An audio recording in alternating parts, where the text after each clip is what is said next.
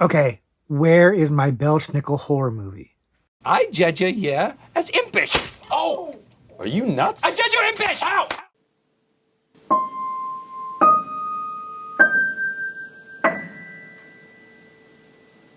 Hello everybody and welcome back to the Horror Movie Syllabus. My name is Professor Victor and I'll be your host as we go through all the essential, noteworthy, interesting, and notorious modern horror films.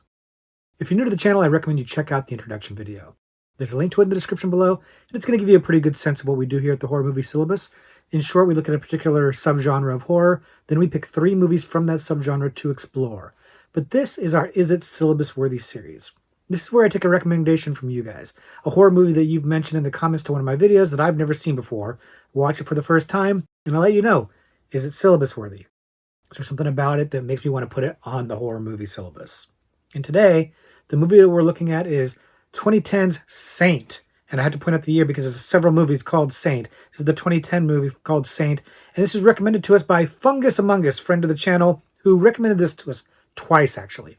They recommended it first in our Christmas doctorate level video. And they said that it was basically a good vibe, a great vibe, and creepy factor. Had a creep factor to it.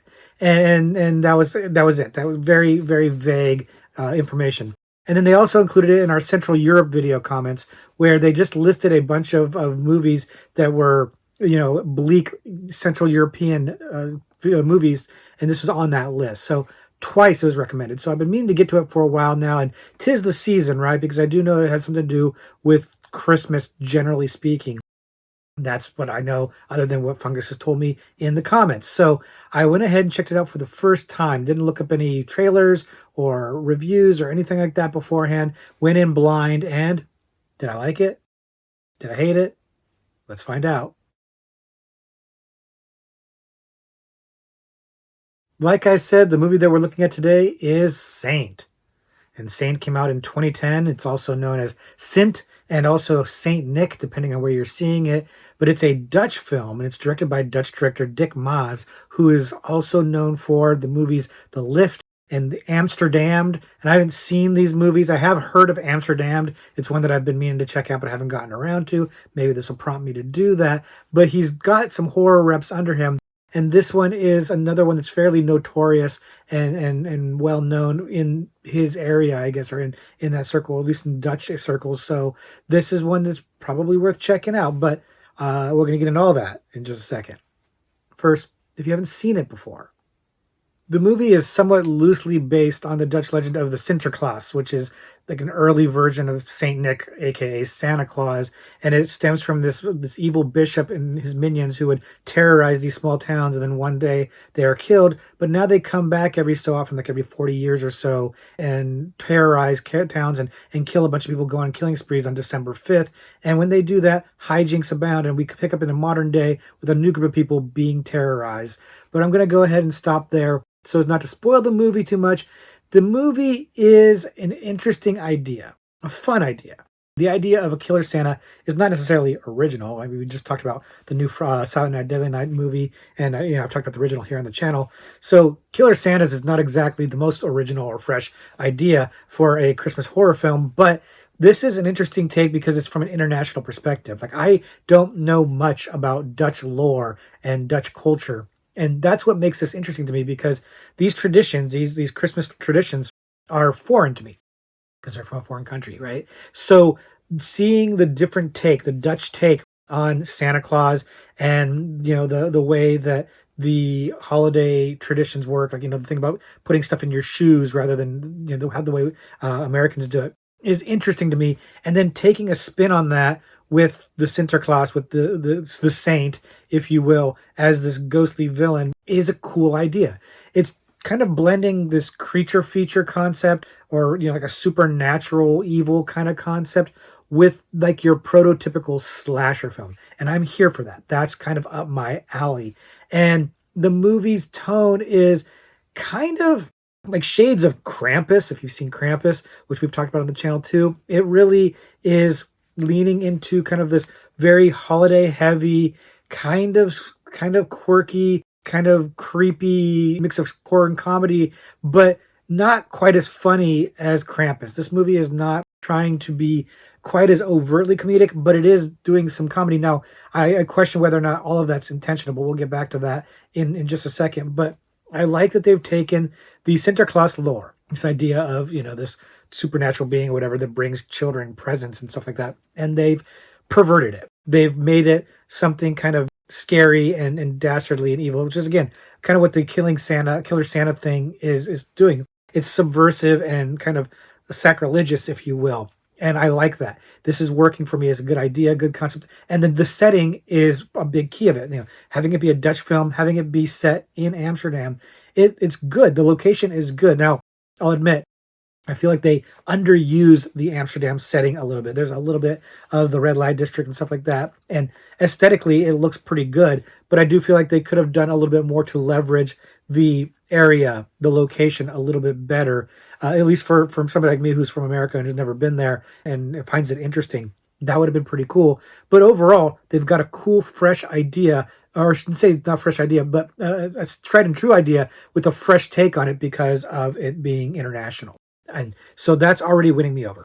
Now, the filmmaking is pretty decent. It's pretty good production values on this movie overall. Like, it starts out quite strong. It starts with a period piece opening, right? It's got, the evil bishop, and he's terrorizing the towns, and it's set a few hundred years ago. And it looks good. The set design, I mean, it's not super high budget, so you can tell that it's sets to that, but it looks good. It's stylized. It's very stylish. It has a kind of a almost not surreal look, but almost a hyper real look to it that really drew me in early on. I was very much buying into the aesthetic of this movie. It looked good. Now, I'll confess that once they get into modern day, it loses a little bit of that stylishness, but it's made up for by the location, by the fact that I'm not familiar with the area. So it winds up balancing out a little bit, but the cool stylistic filming at the beginning doesn't carry throughout the movie. So there is that.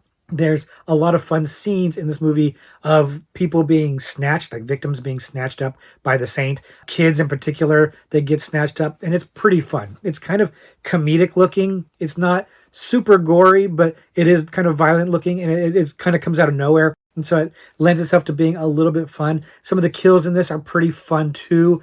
Again, it's not super gory. It's kind of light on the gore, but it's got some solid jump scares in it. It's working pretty well for me on that level. Overall, the movie looks really good. It's very moody looking. There's a lot of good shots. They're kind of moody scenes that are set in a very kind of atmospheric way. They really are living up to what Fungus had talked about in terms of like a creepy vibe. It's selling that pretty well. So it looks good. Like the design of the saint himself looks pretty good. He rides a horse, and the horse looks good. A lot of this stuff is CGI, and some of the CGI is admittedly a little bit dodgy. There's some scenes like the saint running on the horse, with the horse on the rooftop that doesn't look amazing, but it doesn't look bad. It doesn't like ruin the movie or take you out of it too much. It's just a little bit dodgy. And again, it's 15 years old and it's a lower budget movie. For that fact, that's 2010 and low budget, looks actually pretty good in that sense. So it's not a detriment to the movie. It does look fine. It looks good enough. And it doesn't ruin this moody atmosphere that they've got going on in this movie, which is a very strong point for the movie. The aesthetic of it is, to me, one of its biggest keys. It's also got a pretty good looking cast. Like, they look like real people for the most part. They don't look too Hollywood, because they're not. They look pretty accessible, realistic, and kind of like relatable. I'm having a hard time figuring out what age they're supposed to be, though. Like, at first I thought they were supposed to be high school age, and I'm like, they look way too old for that. But I think they're supposed to be college age, but they look a little old for college too. But again, I'm nitpicking there a little bit. It really doesn't matter that much. They look like real people, so they're easily relatable. Now, here's the thing. All this stuff is kind of cooking with some gas here, but the movie just falls a little bit short of really grabbing me or keeping me engaged. And there's reasons for that. Now, the first one is that cast, actually. The acting is kind of mediocre. Not horrible. It's not great. Just kind of mostly there. There's one guy that I like quite a bit in this, but most of the rest of them are just kind of there. They're not doing a whole lot to really capture my imagination or anything like that. And the reason why that's an issue is because there's a lot of screen time given to these personal relationships between the characters, and I find them very uninteresting. They're not very captivating. I'm not getting wrapped up into the drama or the soap opera-ness of their relationships. I just want to get to the saint. And that's a problem when I'm not getting to him. It feels like it drags a little bit. Their leading man in particular is a bit of a slog here. He's pretty uninspiring. He's not very interesting. He's not very funny. He's not very charming. He's not very handsome. He's not very heroic, and so I'm not really into him that much. And he's who we spend a lot of time with.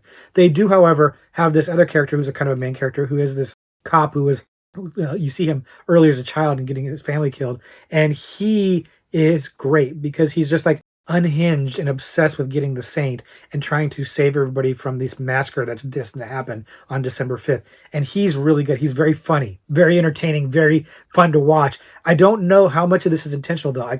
I think some of it's played up for laughs. Like he's supposed to be a little bit funny, but I think he might be funnier than they mean him to be. I think I'm supposed to take him a little more seriously than I actually do. So that's a little bit of something, but it doesn't matter because I'm having a good time watching him. He's fun. Now, the story itself is not super compelling, right? I talked about how there's a little bit too much of personal dramas in here and not enough of saint stuff. And the lore that they've put together, the mythology, isn't super well explained. I don't know if I necessarily want it to be spelled out too much more, but it's not the motive of the saint isn't super clear to me, and I don't really know why the things that are happening.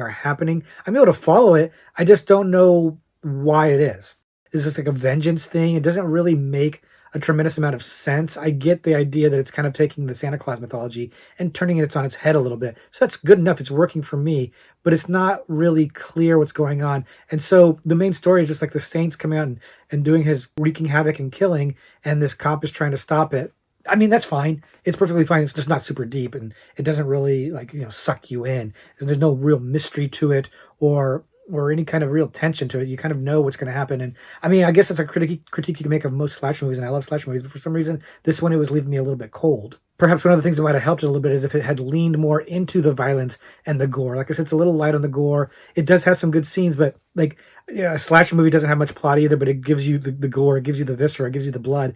And this movie is a little lighter on that than I'd like it to be. I feel like if it had gone a little bit more balls to the wall, if you will, gone a little bit more transgressive with some of the visuals, and maybe they didn't have the budget for that, but that would have helped this movie quite a bit. If the Saint was doing some more vicious things, or if the kills are just a little bit more imaginative or a little bit more wild. There are some that are pretty decent, like the cop car that gets crushed and stuff like that. But like most of the time, they're just kind of like very quick and like people getting snatched up or something like that. And it doesn't revel in the gore. And I think that's something I would have enjoyed or appreciated a little bit more. It would have enhanced the experience for me, maybe draw me in a little bit more. But as a result, without it, I'm kind of relying on the story to carry things through, and it's doing heavy lifting, and I don't really think it has a lot of ability to keep me sucked in, to keep me engaged. So you've got these ingredients, that are working pretty well. You've got this really strong story idea, this new cool setting, this Dutch background, folklore, and you've got a good aesthetic and pretty competent filmmaking, and then you've got this padding, this drama that isn't working. Actors aren't really selling it, and it's just kind of a little bit thin, and it's just kind of showing. So where does that leave us? Does that mean it's good enough to be on the syllabus? Well, let's find out.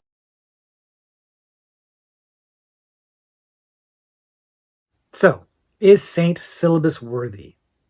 No, it's a Christmas horror movie, and there are just frankly too many good Christmas horror movies, too many Christmas horror movies in general, but too many really good ones that it's not going to break through into this subgenre, and it is the subgenre that makes the most sense. You could arguably try to put in like the Central Europe subgenre, so that maybe it would have a better chance to get in there, or like we have in the horror movie supplement, the urban legend subgenre that we're probably going to be talking about really soon, actually, and because that one, we've used up a lot of urban legend movies in the past already.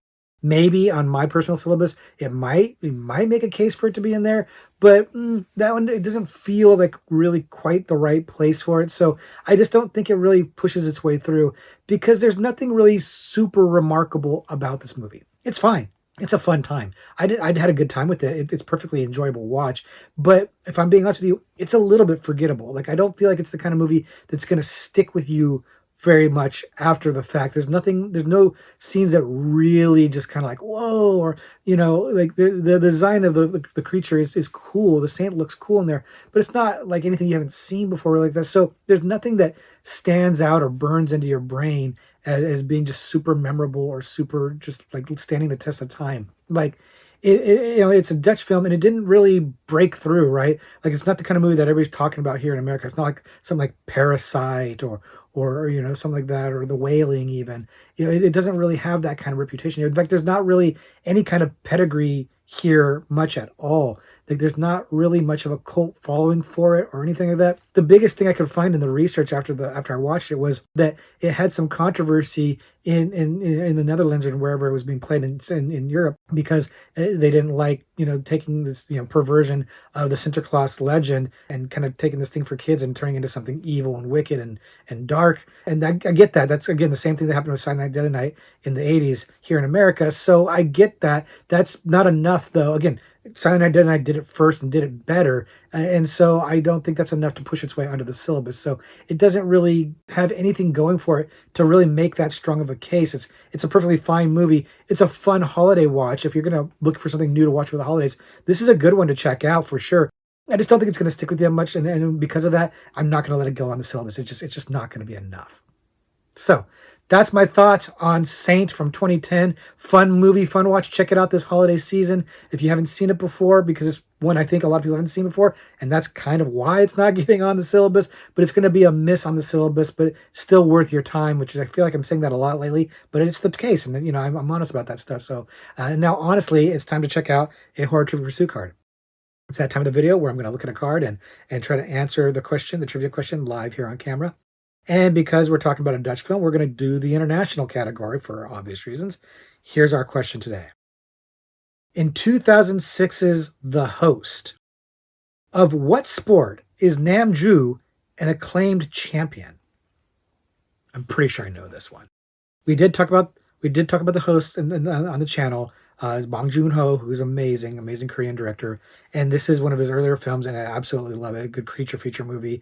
The Host is this big monster that comes out of the water, kind of like a giant fish-looking thing. It's really cool looking. I love that movie. It's really great. I've seen it a few times. Again, we talked about it on the channel. And Namju, here's your hint. I'm pretty sure, based on the context of the question, Namju is the sister. It's a whole family, and there's mom and dad, and there's brother and sister, and I'm pretty sure she's the sister, because if she's the sister, then I know the answer to this question for sure. And the older sister. And so I'm pretty sure I know this one. And it's interesting because they call it a sport too, and it's not necessarily what you normally think of.